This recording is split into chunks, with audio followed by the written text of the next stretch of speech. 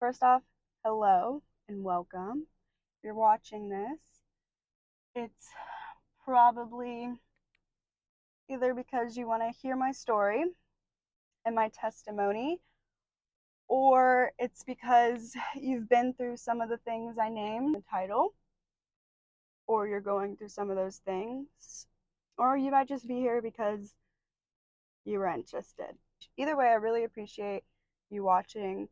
I'm basically, this whole thing is like, I've been on a journey the past 2 years of my life to heal every area within it, within myself, in and out, within my friendships, family, traumas, patterns, bad behaviors. I basically just dedicated the past 2 years of my life to just figuring it all out, whether I was doing it subconsciously or consciously, um, meaning something was doing it, guiding me to do it rather than just me myself sometimes. But the main reason of this is just one, so I can share my story, share my testimony, get it out there for myself, to heal myself. Two is to help you guys or anyone who needs help or just feels alone and just wants to be in the presence of somebody who's gone through it and who understands. That's another reason I'm doing it. I want to help women and men who have gone through the same things I have, and not just help you get through it and give you advice and tell you what happened to me, but also I want to show you who I am today and how I got this way today, and that you can do it too. That no matter what your past is, you're not defined by it. And even if you are defined by it, I think a lot of people have a negative connotation on that, and I think it should be flipped. I think you should think of your past as an amazing gift, even if it didn't feel like it, because it has shaped you into the person you are today. It's helped you meet the people you've helped today, give you the experiences you've had today. I always say life with no pain is no fun. And that may sound crazy when you first hear it, but it's true. Without the struggle, without the pain, without the heartaches at times, you wouldn't be able to fully enjoy the good. And that's true. And that's something I've come to learn. And number three, why I'm doing this is because of my Lord and Savior Jesus Christ. I don't want to push anybody on spirituality. I don't want to push anybody on religion. This is just my story and how it happened for me, and I'm going to share it. What you take from this is up to you. But I will mention God. He is a huge savior in my life. He's always been there, even if I may not have realized it. And he is solely the reason I'm alive today and who I am today and why I keep trying in life. So, those are the three reasons I'm doing this. Yeah, my goal here is to essentially help so many people. I just want everyone who's gone through what I gone through to maybe have it, to maybe get some advice, because I didn't have any advice. I didn't have any role models. I didn't have any mentors. I didn't have anyone to look up to, because that's just the circumstances I was dealt. I had to go within and really figure out if I wanted a better life for myself or not, if I really wanted to work on me, you know? Um, and I did. And I feel like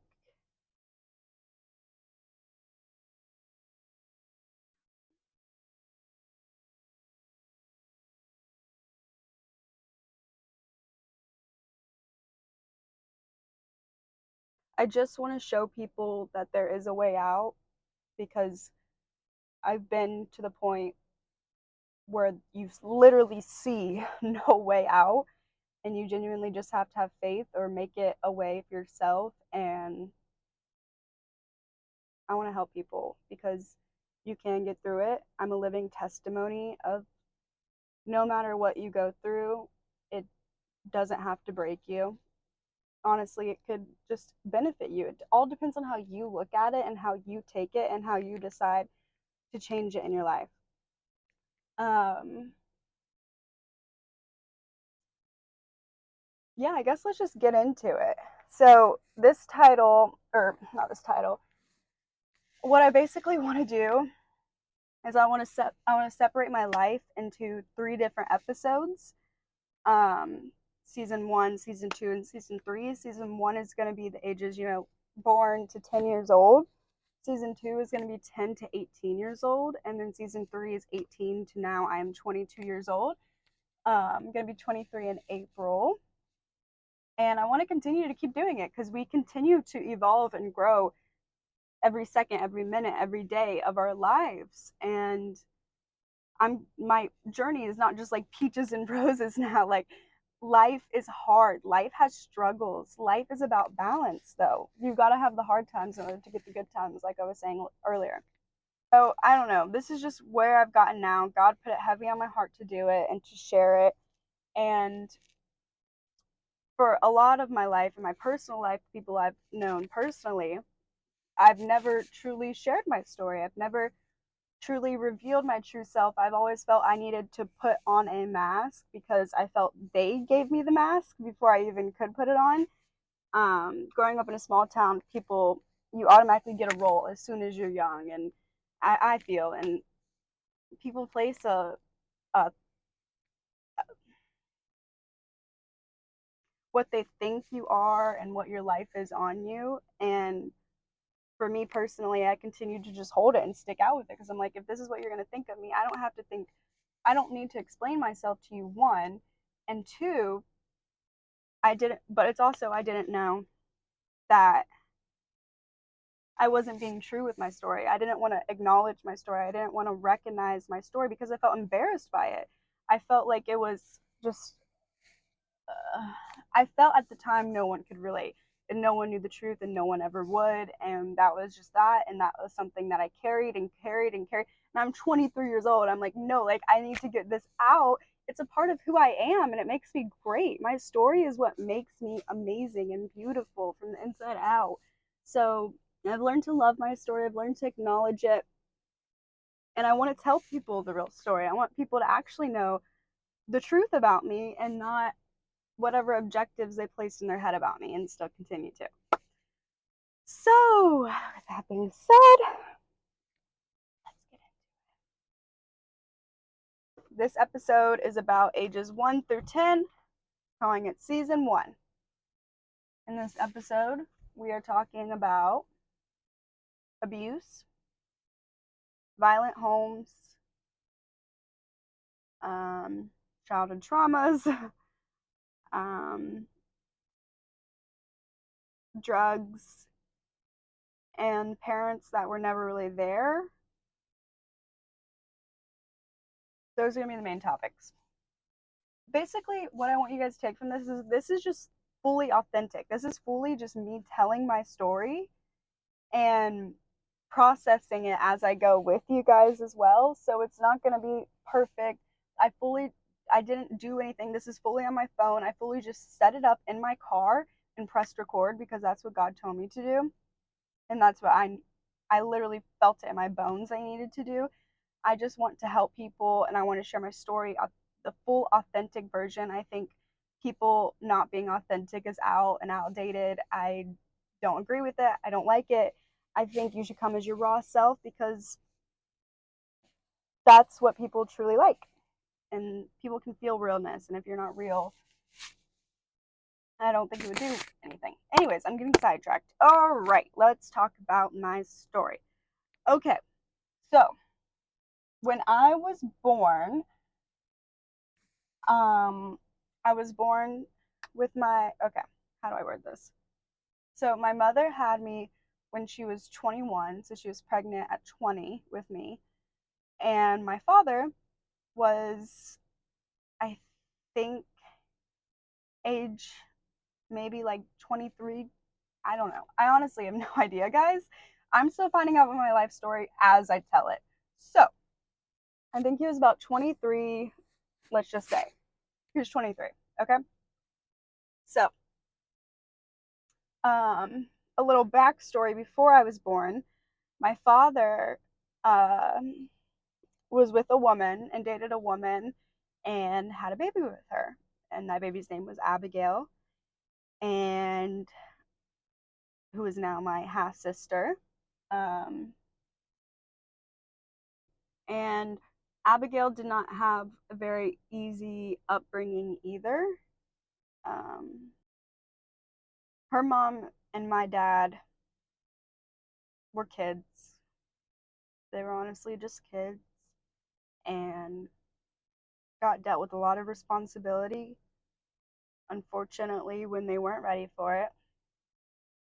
And my sister saw a lot of things before I was even born. Um, and I hope to have her on eventually, and she can kind of explain her story because I don't want to speak for somebody else. Me and my sister also is something that probably needs to be worked on.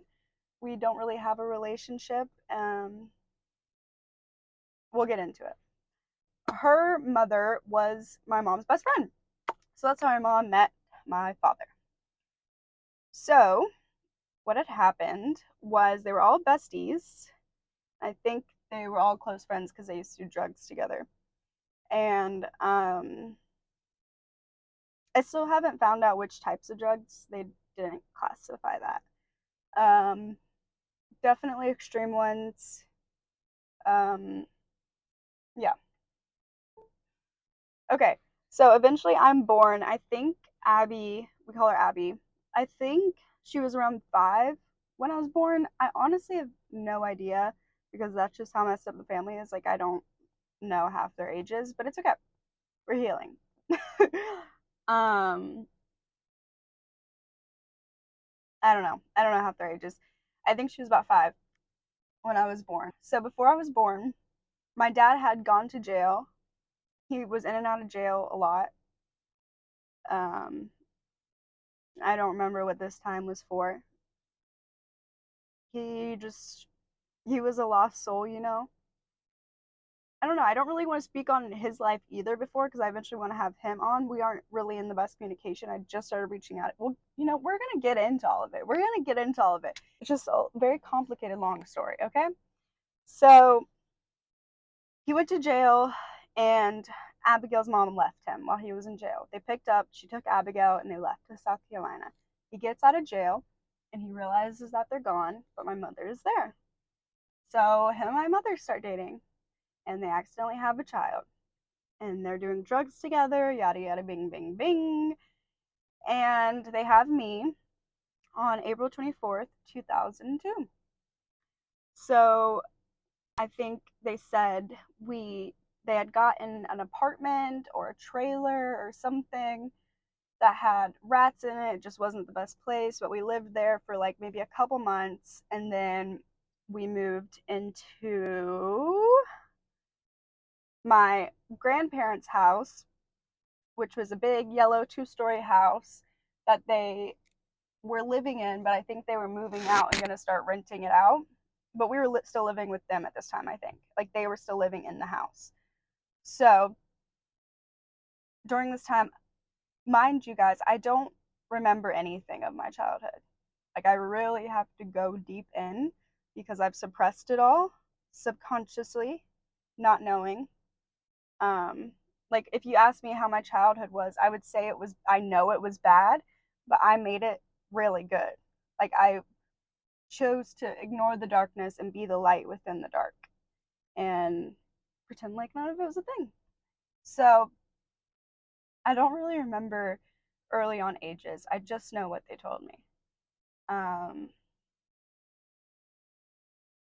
I don't remember living in that yellow house with my grandparents, but then they eventually moved out. I I'm not sure if this timeline is exactly correct. Also, so after the yellow house, they had bought a new house out in the country.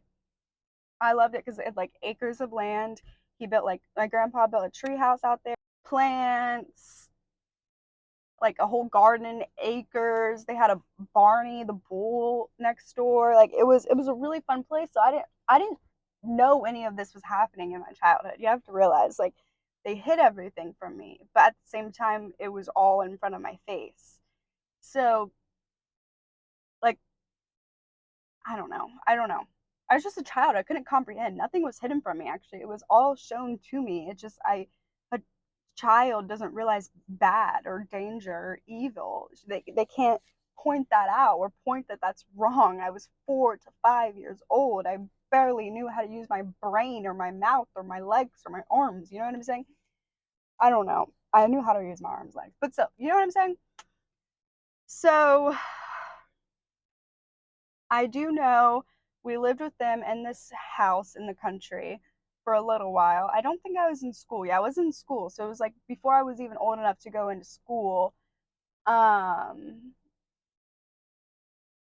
and me, my mom, and okay, so it was a one-story house. It had one room, kitchen, living room, but there was a little tiny upstairs that led to loft area. There was like a second floor, but it wasn't big enough to call it a whole second floor. You know what I'm saying? So you walk upstairs and it's just like a loft area where my mom, that's my grandma, had her office, and then right through the next door is my mom and dad's bedroom, or at least where they were staying.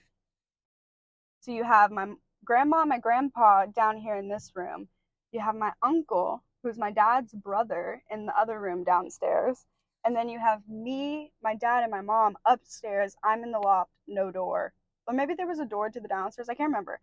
And then my mom and dad in the next bedroom over. Um,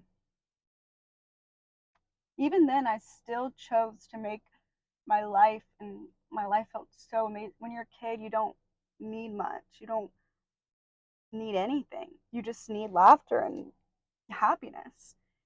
And I still found it even in the dark. Um, so we're there, we're doing the thing. I remember I started to realize things. My dad's brother was 10 times on more drugs than my dad and my mother. My dad and my mother, I think, dabbled in drugs. I just don't think, I don't know. They've never really gotten to that area of communication with me. I haven't talked to my dad in over 4 years, so I've never asked him about this. I don't know. I don't know. But I know they did drugs, and I know my dad sold drugs. God. Okay, so they did that, and I started to realize my mom had told me things like, your uncle, your dad's brother, is on these drugs way worse than you are. Like, telling me, feeding me all these things, but I couldn't understand. I'm so young. Oh my goodness, I just saw the biggest crane ever. Okay, so we're living in this house. All of a sudden, one day, I remember the first bad thing I noticed that it went wrong was okay, so I was in school. I was in school.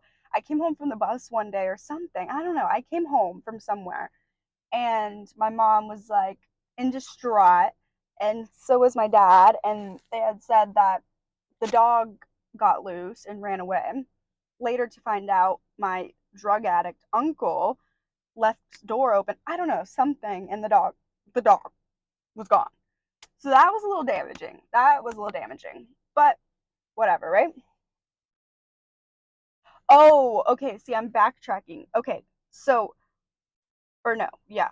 No. Okay.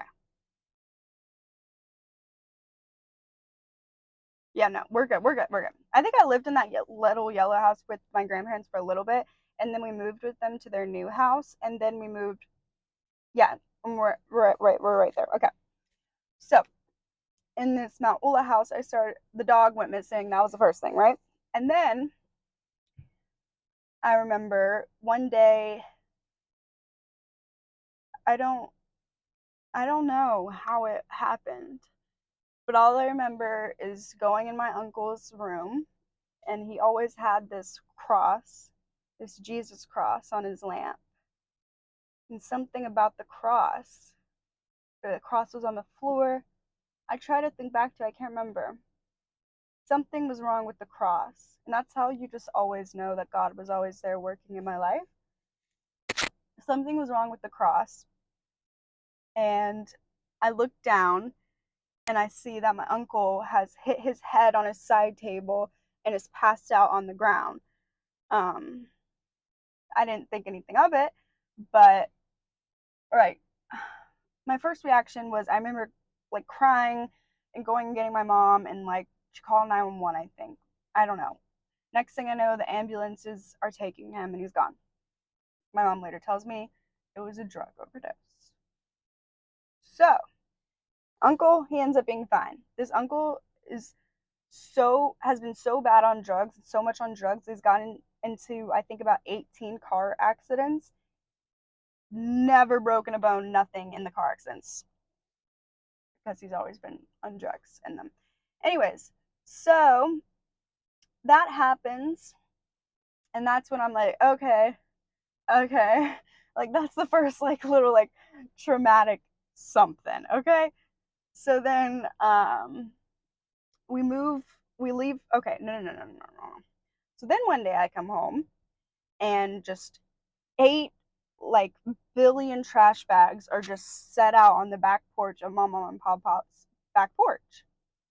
No, I said that, but are just like laid out on the back porch. And obviously my heart just sinks. And like my mom's like bawling her eyes out, and my dad's doing something. Anyways, we had gotten kicked out. My mom and my pop kicked us out, or my pop kicked us, my not me, but my mother and my father out of the house because eventually I found out they found drugs. So there goes little Maddie, no home. Doesn't know what's going on, 5 years old, but we're homeless. I don't remember where we went. I don't remember what happened to us. One thing I do want to note is, one thing I do want to note is I will eventually have my mom on the pod, and I'm hoping that she'll fully come out and just speak her truth, and will kind of clarify some of the things that I still don't know. Every holiday I'll go back and she'll kind of feed me more and more. It's just really hard for both of us to talk about because she was a child. She was my age. She was younger than I am now, and she was going through these things while taking care of me, while I was going through these things, while with a narcissistic, abusive husband who was going through these things. So we've eventually learned to trauma bond, but it's very hard for both of us to remember, to talk about, to relive. Um,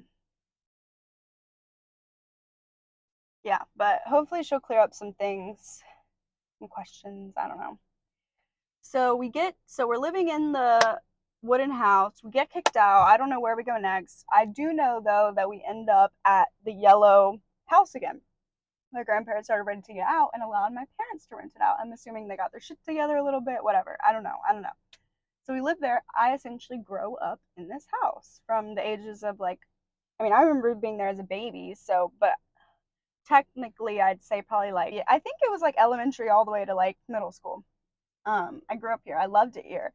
I had like my 3 best friends of the neighborhood. I won't say their names, but so we move into the yellow brick, not brick house. I think it was brick, maybe not. It was a yellow house. Okay.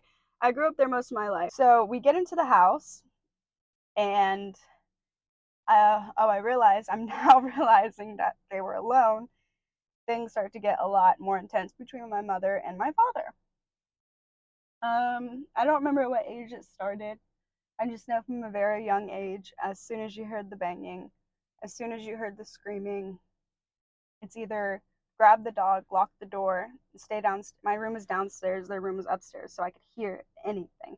So as soon as the floor started hearing boom or screaming, as soon as I heard screaming, not even just like violently like arguing, like screams, I knew to either lock the door and take the dog and just hold and wait till it was over. And you just can remember that feeling as a child. You're just like holding yourself and like hoping and praying. You're like, please let it end soon. Please let it end soon. I remember asking God, I was like, God, make it end soon. Please let it end soon. Please let it end soon. Please, please, please, please, please, please. And it eventually would end, but it happened a lot. It kept happening. It kept happening. And I'm not even in middle school yet. So, I mean, I don't even know what's going on. My parents always kept me super active in this thing called acro fitness to keep me away from all of that. Obviously, I'm realizing now, or my mom did. I was always busy, so I didn't see everything. But when I was there, I just hoped and prayed it would end, and I couldn't do much except that, you know? So it continued, and it continued for years and years and years. But so many more things. One time coming home and seeing a bong on my living room table. One time dad comes running down the stairs and says mom's throwing up blood. We need to help her.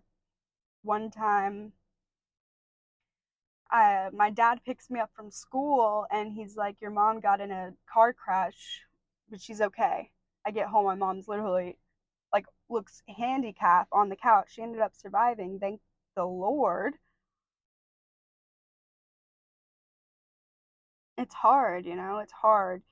I was never the friend who wanted friends to come to my house because I was scared they would act up. So many people put this facade over my life that my life was perfect, that my family was rich, that I get everything I want, that I'm spoiled, that I have no issues.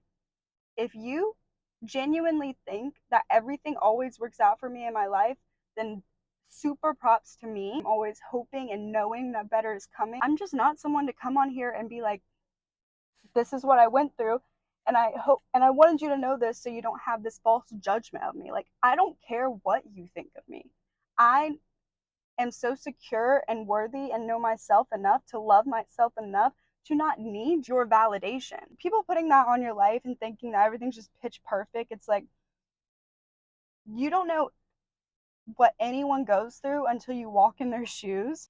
I remember one time the cops were looking for my dad, and some guy who he wasn't enemies with or was enemies with showed up with a gun at the house, and the cops were looking for my dad, and this one cop came over and let my parents know because they just wanted him to be a good guy and work it out, and so she warned him, and then they got a just so much shit that nobody knows that I genuinely went through. And now I'm here to share my story because I know others have gone through it. I'm not the only person in the world who's gone through this, and I just want to help you guys because most of my life I felt so alone. I felt so alone, as if nobody knew or recognized or seen how I felt, until I realized that so many people have gone through my story and I'm not alone. And I want to be an advocate for those of you who do feel the way that I once felt, because you're not alone. You're going to make it through this. Your past doesn't define you. You're better than this. I'll obviously come back and add things if I remember things, or maybe add them in the next episode, but I have some things I need to get done today. And I just kind of wanted to do this and plant the seed, sow the seed, so I can get that journey going. The final draw was I'd gotten a little bit older and the banging started, but it got really bad this time, and I heard a loud on the ground, and something in me, probably God, just stood me up, marched me right up the stairs. I would never go up those stairs. I was always so scared to go up those stairs. I was so terrified to go up those stairs. Because also, guys, you have to know, when you have fighting parents, like, they're always just trying to protect you, I guess, in a sense, but you never know who's the fault. I've heard so many stories like mine where they've like um more resented their mom and looked up to their dad, even though their dad was the bad guy the whole time and their mom wasn't, and the mom was the only one who stayed. And but I've done that too. I thought to my dad, I was like, there's no way he's the one causing these arguments, because my mom can be like, my mom does have mental health issues. My mom has gone through a lot, and she can act out sometimes, but that is no excuse to hit somebody or act that way. But I didn't know that back then. But so I thought the same things. I used to think, wow, I would rather go be with my dad. Like, my mom doesn't understand. There's no way my dad's causing these arguments. It's probably my mom. Like, she just needs to be quiet, like, stay to herself, and then dad won't get so mad, and then this won't happen. But that is never the truth. That was never, ever the truth. The guy had serious, serious issues, and there is no excuse on earth for you to put your hands on somebody, especially in front of your own kid. I heard the bang. I ran up the stairs, pounded on the door, swung open the door, and I said, "Stop it." And I listened, and he was saying, and he was just like, "Give me it, just give me it, just give me it." My mom's back was literally on the floor, so I knew he dropped her or something. She's bawling her eyes out looking at me. I know her heart's probably just breaking. She's like, she should not be seeing this right now. You know what I'm saying? She never wanted me to see it, but I did. So I opened the door, and I heard him saying, "Drop it," or "Give me it, give me it, give me it." And I thought he was talking about cigarettes. So I was like, because they were big smokers. "Just give him the cigarettes, Mom. Just give him the cigarettes. Give him the cigarettes." And she was like, "Maddie, no, like, leave. Like, you don't understand. You don't understand." And then he eventually comes at me with a stick and is like, "Get out." And, I get out. He slams the door. It ended up being about a credit card. My dad was very sneaky with money. He probably spent it all on drugs and stuff. I remember when I was 7, he literally told me where he stashed 500 grand. My dad's story is his own story to tell, but my story is my story to tell. So I'm not going to go back because there's so much to tell. But I will speak of what I've seen and witnessed. So that was the final drawing straw. I begged my mom day and night to leave. I loved my dad. I didn't want to lose my dad, but something in me didn't care anymore. I didn't care about losing a father.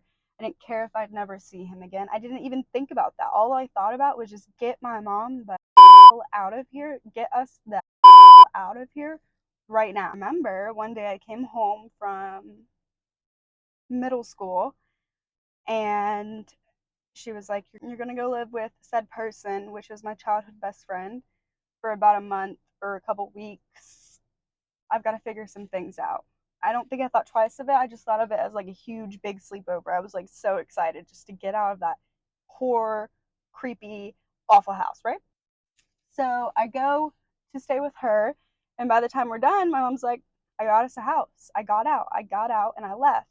She literally, while he used to work night shift, she literally got all our and left. And he let us. Were we free from the trauma? No. And now I'm getting ahead of myself because middle school was around ages, what, like 12, 13? And this episode was only 1 through 10. I'm really proud of myself for sharing my story. I see great things coming from this, and I feel great just like releasing this and speaking this out and healing from this. And there's so much more good news to come from all of this bad news. But I love my bad news. I love my story. I think it makes me wonderful in who I am today. And I'm ready to share it with the world because I know there's people out here who can relate to my story. And I want to help you guys. And I want you guys to help me. I want you guys to interact. I want you guys to comment, like, tell me, ask me questions, tell me what you want to see next. I want to do something big with this. Trauma doesn't need to lead our lives. We have control over it. We're so much more powerful than what we went through. And if everyone could just realize that and realize that you can make it through and out even 10 times better, then people would have a lot more easier time, going through it. If you watch this video, thank you so, so much. I feel so beautiful, so light, so happy after I've told my story and got the weight off my shoulders. I feel great things coming from this. I hope great things are coming from this. God put this on my heart to share, and this is just a little teeny beeny part of my story. So I'm excited to share the rest and be truly authentic. That's the main point of this. I want to be truly authentic, truly myself, truly just give my all to you guys, because when you do give your heart and your passion and your story to everything, and when you value your scars, you create legacies. So I'm valuing my scars. I'm putting in the action, taking big, big action, and I'm trying to help others. And I hope you guys like this video, and I hope you guys don't feel as alone anymore. And I hope you realize that there's so many other people who have gone through what you've gone through, and you're not alone, and you're going to get out. And if you have made it out, congratulations. I'm so proud of you. And if you're going through it now, just know you will get out. Trust me. I promise you, you will get out. promise you're going to make it out. And I love you guys. Show up as your best self every day. Believe in yourself. Trust in God. Have faith in yourself. Whatever makes you feel good about yourself, keep that energy. Don't let anything mess with your energy or your boundaries or your whatever. Don't let anything get in your way, and don't ever give up. Don't ever quit on life, no matter how hard it gets, because I promise you, you have been through worse. Do not let your life go away. Don't ever give up. Keep fighting every day, and I promise you, as long as you love, fight for what you want, value your scars, give out your heart, be your authentic self, don't hold anything back, you will reap the biggest blessings and rewards in life. I promise you. I kid you not.